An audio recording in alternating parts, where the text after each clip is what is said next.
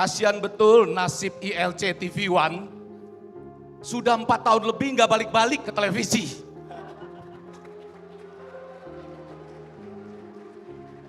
Indonesia sedang bebas merdeka bersuara.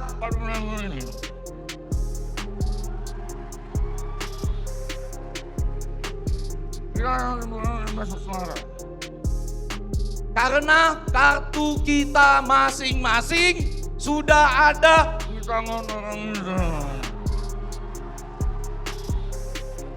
Apakah Anda kuliah ini ingin sekali menyelesaikannya dengan ijazah asli? Setuju? Bulat loh ini. Hebat Trisakti ini. Mau kuliah menyelesaikannya dengan ijazah asli. Tidak seperti orang lain yang berbicara, ngapain ngurus soal ijazah. Ya banyak hal lain yang lebih penting di negara ini. Banyak kehidupan rakyat yang lebih penting, banyak jembatan belum dibangun. Ngapain kalian ngotot soal ijazah? Anak saya nanti juga nggak apa-apa, kuliah silakan. Ijazahnya nggak ketahuan juga nggak apa-apa. Apakah Anda yakin bahwa ijazah Bapak palsu? Terima kasih. Wassalamualaikum warahmatullahi wabarakatuh. Ini Pak Karni, saya maaf tadi mau motong sebenarnya yang ke-6, tapi kayaknya di antara narasumber lain tepuk tangan yang paling keras yang ini. Apakah berdasarkan hasil survei ini yang paling keras atau enggak? Sekarang saya izin tanya ke narasumber terakhir Pak Karni, kalau Pak Karni mengizinkan boleh? Boleh. Oke, terima kasih Pak Karni. Salam teman-teman, mohon suaranya dari belakang, ada 3.500 mahasiswa baru yang mau menerima semangat baru dan bicara mengenai demokrasi hari ini. Narasumber terakhir kita adalah ini adalah pakar komunikasi politik. Dan tadi kita bicara mengenai bingkai demokrasi dari kacamata hukum heavy tampaknya. Jadi saya mau nanya izin Pak Haris, saya mau nanya ke Prof. Ege mengenai rumors yang tadi Bang Usman Hamid bilang. Katanya, saya hanya bilang katanya nih, katanya sudah ada daftar dosa-dosa kasus hukum setiap pejabat yang setiap saat bisa dikeluarkan kalau diperlukan pejabat itu miring ke kiri, miring ke kanan. Itu rumor. Kemudian tadi Bang Usman juga bilang bahwa saat ini kita masuk ke election atau electoral authority. Electoral autokrasi. Electoral autokrasi, jadi kita ada pemilu dan lain-lain. Prof. Ege juga ada rumor, teman-teman saya banyak juga yang jadi influencer, yang jadi juru bicara tidak resmi, tetapi kemudian mereka memang dikondisikan untuk bisa memberikan narasi-narasi positif.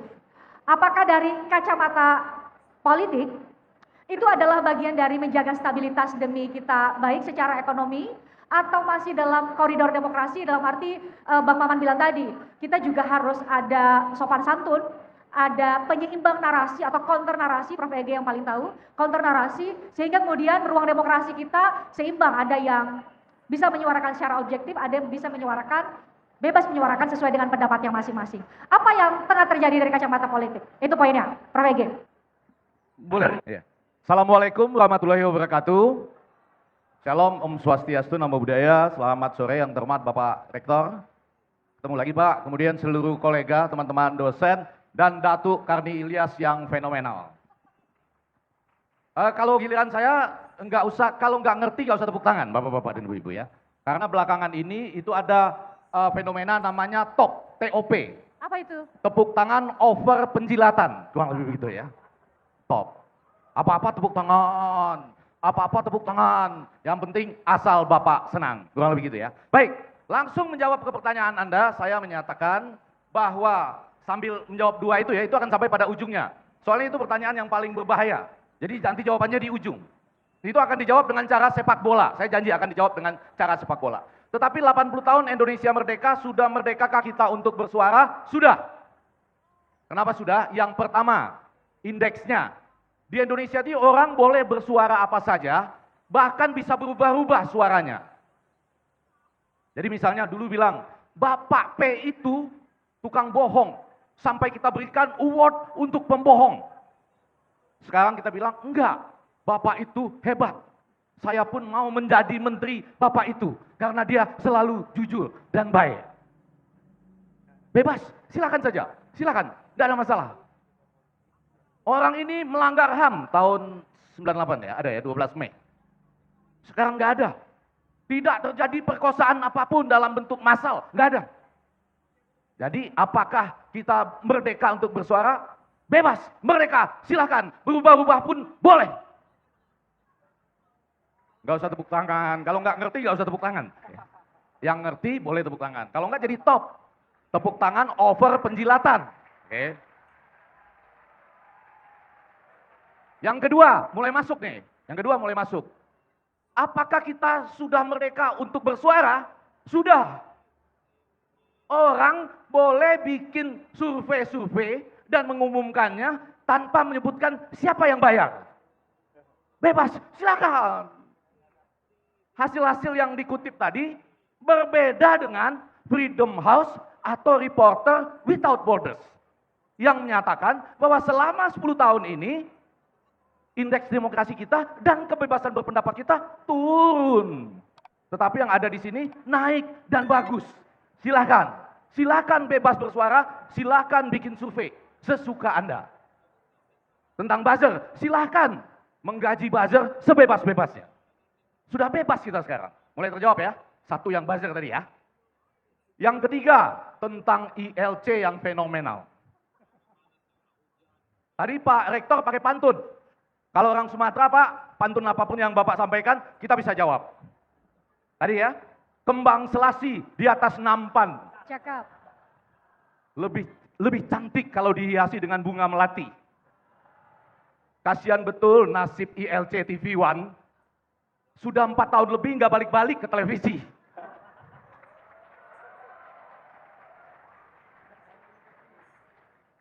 Saya mau nanya sekarang, Anda tahu asta cita dari Bapak Presiden Prabowo? Ada yang tahu? Asta cita Bapak Presiden Prabowo? Tahu? Wah. Langsung Google kayaknya. Bisa. Ya. Ada yang tahu? Ada yang tahu? Nomor 1, memperkokoh ideologi Pancasila, demokrasi dan hak asasi manusia. Dengan itu harusnya ILC sudah kembali ke televisi. Tetapi nggak apa-apa, karena kita sudah bebas merdeka, maka dinyatakan nggak usah kembali ke televisi, silahkan jalan-jalan ke kampus.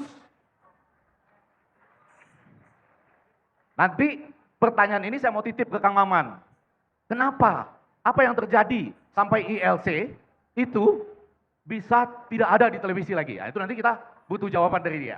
Nah, saya mau menjawab yang terakhir tadi dengan gaya sepak bola. Di lapangan sepak bola itu ada 3 cara untuk berbicara. Yang pertama, konferensi pers sebelum pertandingan sepak bola. Betul ya? Kita konferensi pers. Untuk melibatkan Anda, boleh tunjuk tangan ya. Siapa yang yakin bahwa Indonesia akan masuk ke final Piala Dunia tahun depan, 2026? Siapa yang yakin? Siapa yang yakin bahwa Indonesia akan lolos ke pentas Piala Dunia tahun depan, tahun 2026? Kasihan Pak Erick Thohir loh ini ya. Dia sungguh-sungguh ya. Anda nggak yakin ya?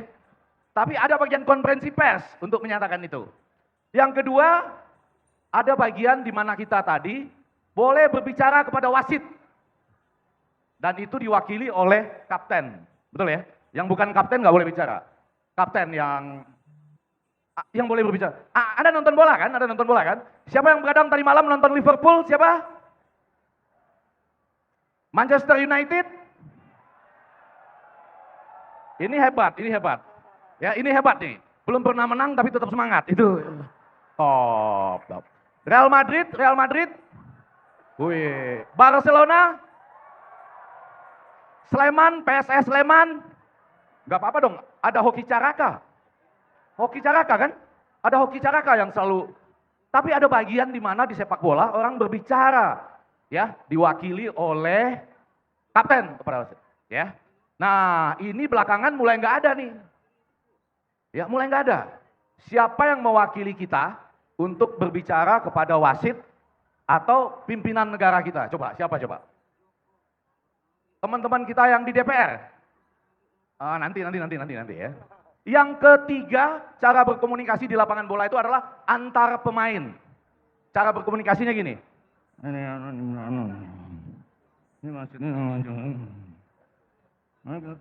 Bahasa apa itu yang dipakai? Bahasa apa? Coba aja, coba. Ya. Pasti kalau dia mau kritik, maksudnya gimana?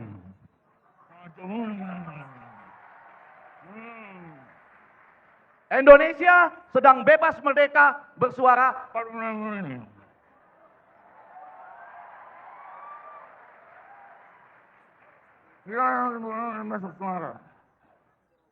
Karena kartu kita masing-masing sudah ada di tangan orang Indonesia.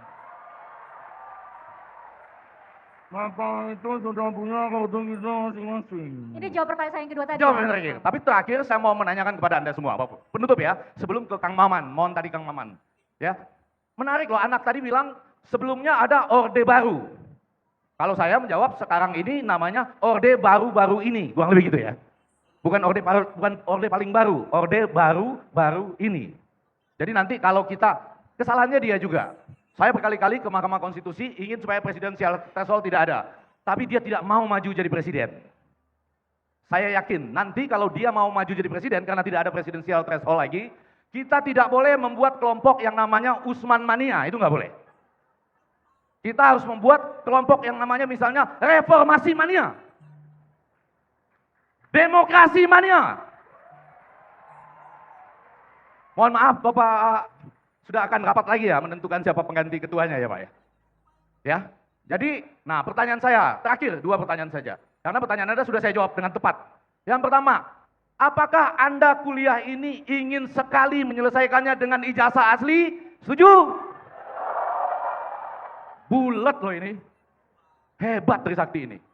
Mau kuliah menyelesaikannya dengan ijazah asli. Tidak seperti orang lain yang berbicara, ngapain ngurus soal ijazah. Ya banyak hal lain yang lebih penting di negara ini. Banyak kehidupan rakyat yang lebih penting, banyak jembatan belum dibangun. Ngapain kalian ngotot soal ijazah? Anak saya nanti juga nggak apa-apa, kuliah silakan. Ijazahnya nggak ketahuan juga nggak apa-apa. Tapi pertanyaan terakhir ya, apakah Anda yakin bahwa ijazah Bapak palsu? Terima kasih. Wassalamualaikum warahmatullahi wabarakatuh.